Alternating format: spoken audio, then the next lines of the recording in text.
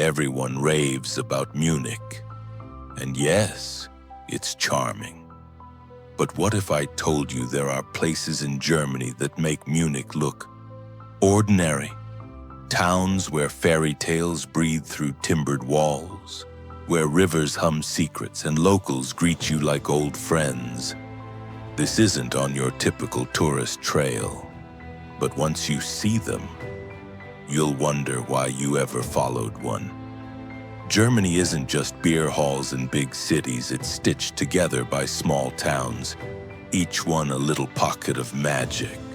I discovered this by accident. I was meant to visit Munich, but a train delay led me to a village I couldn't pronounce. And that detour? It rewired the way I see Germany. This video isn't about ticking off the obvious. It's about stepping sideways into places that most travelers miss. Towns where the streets feel like lullabies, where pastries taste like poetry, and history doesn't sit in a museum. It lives in the air.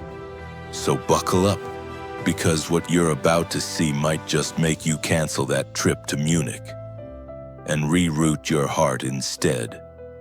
Rothenburg ob der Tauber, Bavaria's living snow globe.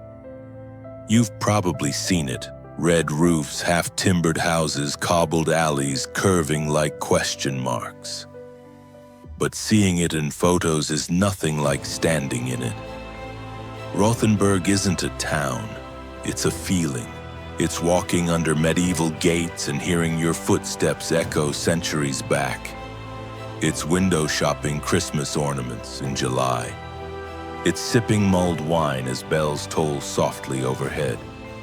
You don't just visit Rothenburg, you enter it, like a storybook that forgot to end. And the locals? Proud, warm, a little cheeky.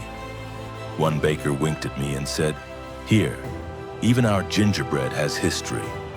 You'll smile more here than you plan to." That's endorphins working overtime. Quedlinburg, the forgotten queen. Most people haven't heard of Quedlinburg, which is exactly why it steals your heart. This UNESCO World Heritage town has over 1,300 half-timbered houses, more than anywhere else in Europe. But it's not just numbers, it's soul. Winding alleys, crimson tiles, ivy crawling like ancient poetry, and atop it all, a castle where Germany's first king was crowned. History doesn't knock here. It opens the door and pours you tea. Locals love to tell you stories. And not rehearsed ones, real ones, like how Frau Müller's great-grandfather hid Jewish children in their cellar. Like how the bookstore's floor still creaks the way it did in 1880. This town reminds you, beauty isn't just how something looks, it's what it remembers. 3. Bamberg, the Venice you've never heard of. Built across 7 hills and sliced by lazy canals, Bamberg feels like a postcard you want to live inside. There's a half-submerged old town hall sitting literally in the middle of a river. There's beer brewed by monks that tastes like campfire and velvet. And there's the smell of roasted malt in the air carried by breeze and nostalgia. Walk its bridges, sit in the rose garden behind the cathedral. Listen to the city breathe. It doesn't beg for your attention, it deserves it.